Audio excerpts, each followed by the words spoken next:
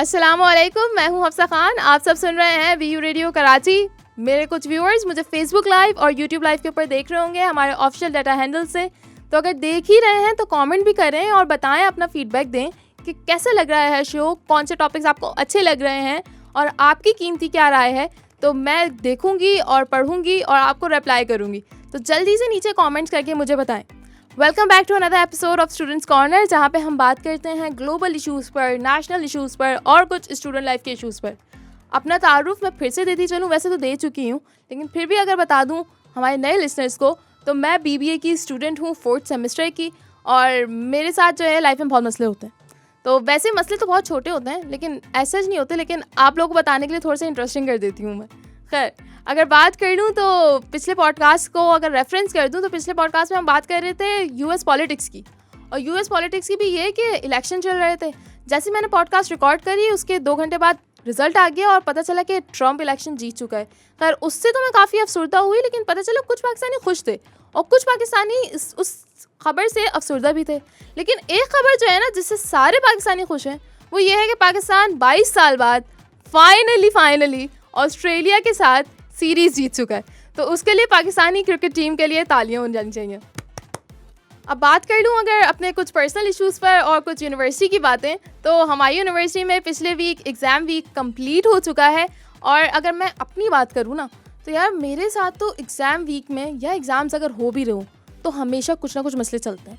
आप लोग कमेंट्स करके बताएं कि आप लोगों के साथ एग्ज़ाम वीक में क्या मसले होते हैं। अच्छा, फॉर एग्जांपल ऐसा होता है कभी कभार ना, आप लोग भी रिलेट कर पा रहे होंगे ना कि यार एग्ज़ाम चल रहे हैं, किसी रिश्तेदार की शादी आ गई, कुछ नहीं हुआ तो कोई रिश्तेदार मिलने आ गया, कुछ नहीं हुआ तो कोई कज़न ने बोल दिया कि यार मीटअप करो। और मीटअप भी ऐसा है कि आपका होना लाजमी है। आपका और कज़न आपको जस्टिफिकेशन नहीं पता किस तरीके से दे रहे होते हैं। मेरे कज़न अगर आप मेरे कज़न से मिले ना, तो होता है क्या बोलते हैं, कहते हैं आपका होना तो लाजमी है, आप आ जाएं, आप इसी से ही सक्सेसफुल इंसान बनेंगी। आपके करियर का आपकी पढ़ाई से कोई रिलेशन नहीं है। अगर आप हमारे साथ इंजॉय कर रही होंगी ना, फन पर्सन बन जाएंगी, तो आपका करियर भी अच्छा बन जाएगा। खैर, तो मेरे साथ तो ये इश्यूज चलते ही रहते हैं। लेकिन खैर, एक पिछले भी काफ़ी बड़ा इशू हो गया ना मेरे साथ। मेरे साथ नहीं, मतलब काफ़ी लोगों के साथ हुआ, लेकिन खैर बात तो मैं अपनी ही कर रही हूँ ना ऑब्वियसली।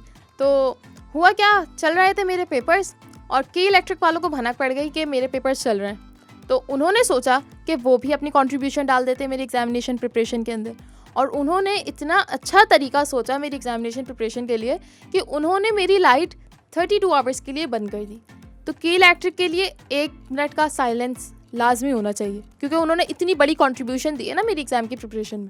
खैर, मसला इतना कोई बड़ा नहीं था। इशू ये था कि कुछ वोल्टेज अप एंड डाउन हो रहा था, पिछले दिन भी हो रहा था। तो हमने सोचा कि यार इतना बड़ा इशू है नहीं।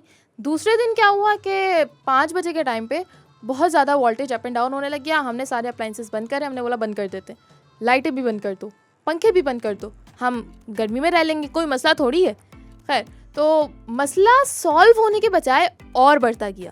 खैर, मुझे इशू इसलिए नहीं हुआ क्योंकि मेरे घर पे थी बैटरी, तो बैटरी के होने से मुझे ऐसे इतना इशू नहीं हुआ।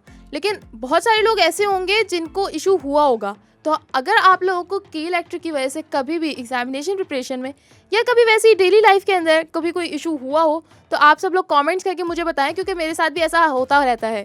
और क्योंकि हम थर्ड वर्ल्ड कंट्री में हैं, तो इसलिए हम थर्ड वर्ल्ड इश्यूज़ के बारे में बात करेंगे। अगर आपके दिमाग में ये आ रहा है कि यार ये कैसी बातें कर रही है, तो यार आप लोगों के साथ भी मसला होता होगा ना। तो अगर मैं बता रही हूँ तो आप लोग भी सुन लें, आप लोगों को भी थोड़ी अपनी दुख भरी दास्तान बताने का मौका मिलेगा। खैर, तो बड़ा उन्होंने मेरे साथ ये ट्रेजेडी है, उसको मैं आपको कॉमेडी की तरह बता रही हूँ, तो बड़ा अफसोस हुआ। ये सब बात तो थी मेरी पर्सनल इश्यूज़ की। लेकिन अगर हम बात करें एक नेशनल इशू की, तो मुझे पता चला है कि VPN बंद हो चुका है। और VPN जो है, कनेक्टिविटी के अंदर कुछ इशू हो रहा था लास्ट वीक। मैंने डॉन के अंदर तो पढ़ा, लेकिन मुझे कुछ मेरे दोस्तों ने ही बताया, कुछ यूज़र्स का ही मैंने देखा कि उनका VPN कनेक्टिविटी में काफ़ी इशू हो रहा था। PTA एज़ यूजुअल उन्होंने कोई स्टेटमेंट अपना नहीं दिया, लेकिन खैर नहीं दिया तो नहीं दिया, उनकी अपना राज है ना उनका, तो कोई मसला थोड़ी है।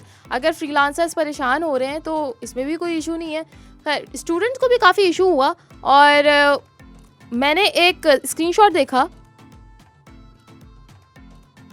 वो मैं खामोश हो गई थी क्योंकि लाइट चली गई थी। कि इलेक्ट्रिक वालों को पता चल गया था कि उनकी बात हो रही है, तो उन्होंने बोला मैं आपको बता देता हूँ कि मैंने आपकी बात सुन ली है।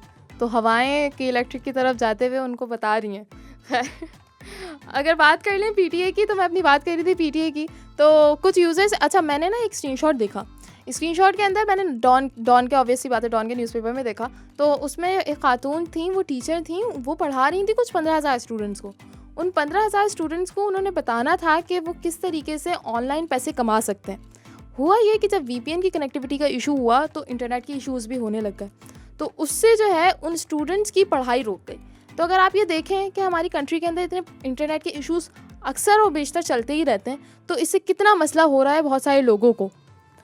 तो इसके ऊपर मुझे तो बस यही याद आता है इकबाल का एक शेर, कि अगर मैं बताती चलूँ बहुत सारे लोग ये सुनते ही होंगे, खैर, कि हज़ारों साल नरगिस अपनी बेनूरी पे रोती है, बड़ी मुश्किल से होता है चमन में दीदावर पैदा। क्रिकेट की मैं बात कर रही थी शुरू में ही, तो इख्तिताम भी क्रिकेट से ही करेंगे। खैर, ये शुरू में तो मैंने आपको काफ़ी अच्छी खबर देती थी, बुरी खबर से इख्तिताम कर रही हूँ। खैर, इंशाल्लाह अगली दफ़ा मैं आपको अच्छी खबर ही ला कर दूँगी। वैसे सोर्सेज ये बोल रहे हैं कि इंडिया ने अगले साल चैम्पियंस ट्रॉफी के अंदर पाकिस्तान आने से मना कर दिया है, और पाकिस्तानी हुकूमत ने भी ये रेड लाइन दिखा दी है कि अगर वो इतनी बदतमीज़ी कर रहे हैं तो आप भी आगे से बदतमीज़ हो जाएं और मना कर दें कि हम चैम्पियंस ट्रॉफी के अंदर पार्टिसिपेट नहीं करेंगे। इंडिया की ये हटदर्मी काफ़ी गलत बात है, क्योंकि स्पोर्ट्स को स्पोर्ट्स की तरह लेना चाहिए, और वो अपने लेकर आ रहे हैं गवर्नमेंट के इश्यूज़। तो अगर कोई मेरे इंडियन के व्यूअर्स सुन रहे हैं तो उनसे मैं अर्ज करूँगी, रिक्वेस्ट करूँगी कि आप लोग अपने गवर्नमेंट के अंदर पिटिशन दें, या कुछ अगर कुछ कर सकते हैं अपनी कैपेसिटी के अंदर तो अपनी गवर्नमेंट को प्रेशराइज़ करें कि भाई क्रिकेट है, हम सब लोग बहुत ज़्यादा तरसे हुए हैं पाकिस्तान और इंडिया के मैच को देखने के लिए। आप लोगों ने तो पिछले साल देख लिया ना पाकिस्तान इंडिया का मैच इंडिया के अंदर, अब एक मैच आप पाकिस्तान के अंदर आके भी खेल लें। हमने आपके दरमियान खेल लिया था ना, अब आप हमारे क्राउड में आकर खेलें और आपको ही पता चलेगा पाकिस्तानी क्राउड कैसा है। और हमारी हॉस्पिटैलिटी का अगर आप अंदाज़ा लगा लेना तो आपका दिल नहीं चाहेगा वापस जाने का। ये सब बातें थी आज की, उम्मीद करती हूँ आप सब लोगों को ये पसंद आया होगा। जितना मुझे करते हुए खुशी हुई है और जितनी मुझे एक्साइटमेंट हुई है वो हो सकता है आप लोगों को महसूस भी हो रही होगी। तो आप लोग मुझे कमेंट्स के अंदर लाजमी बताएं कि आप कौन से टॉपिक्स अगली दफ़ा सुनना चाहते हैं और कौन से कंटेंट के ऊपर मेरे व्यूज़ जानना चाहते हैं। तो मिलूंगी मैं आपसे अगली दफ़ा। अल्लाह हाफ़िज़।